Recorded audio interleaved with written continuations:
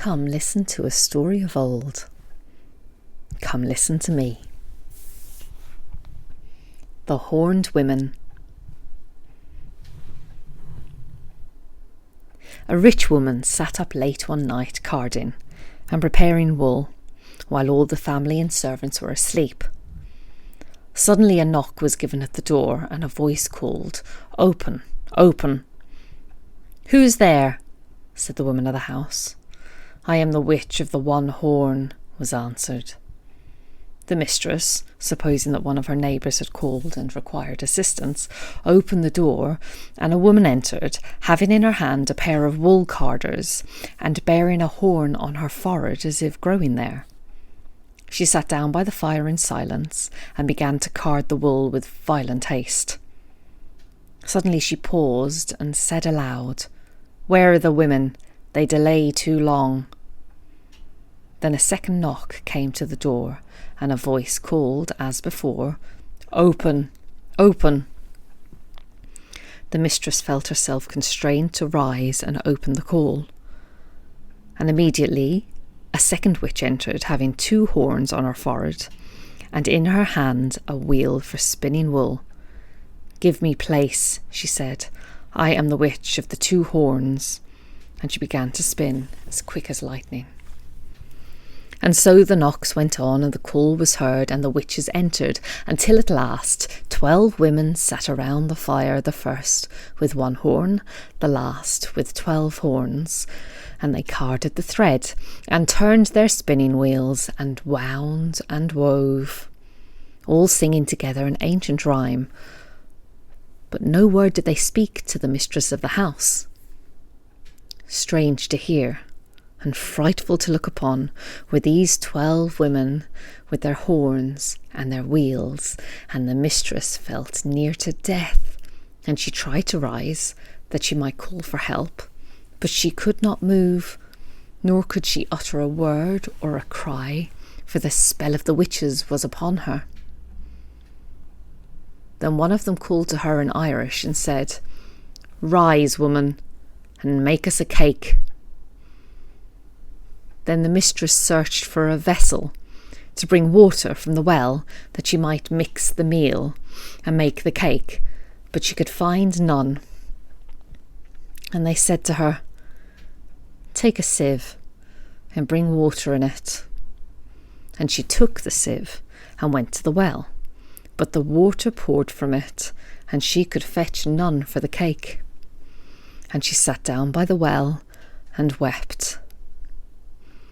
Then a voice came by her and said, "Take yellow clay and moss, and bind them together, and plaster the sieve so that it will hold." This she did, and the sieve held the water for the cake.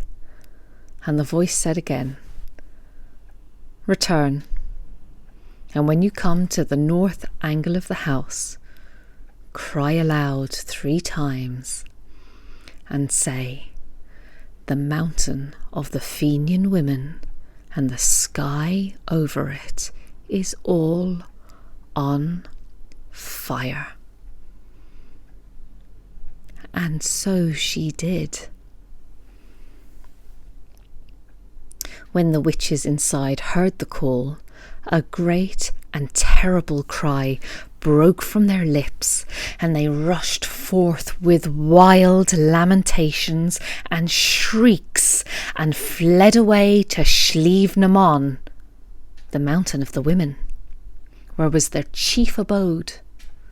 But the spirit of the well bade the mistress of the house to enter and prepare her home against the enchantments of the witches if they returned again. And first, to break their spells, she sprinkled the water in which she had washed her child's feet, the feet water, outside the door of the threshold.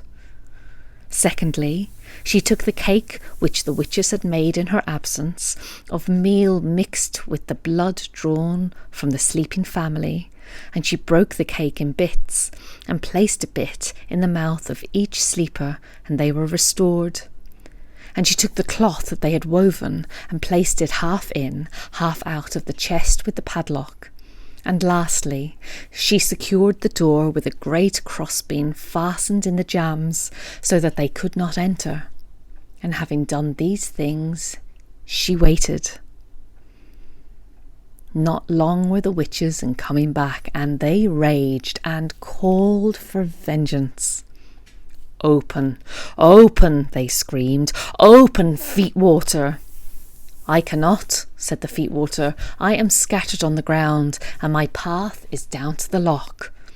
"Open, open wood, and trees, and beams," they cried to the door. "I cannot," said the door, "for the beam is fixed in the jambs, and I have no power to move." "Open, open cake that we have made and mingled with blood," they cried again. "I cannot," said the cake, "for I am broken and bruised, and my blood is on the lips of the sleeping children." Then the witches rushed through the air with great cries and fled back to Slievenamon, uttering strange curses on the spirit of the well, who had wished their ruin. But the woman and the house were left in peace, and a mantle dropped by one of the witches in her flight was kept hung up by the mistress as a sign of the night's awful contest.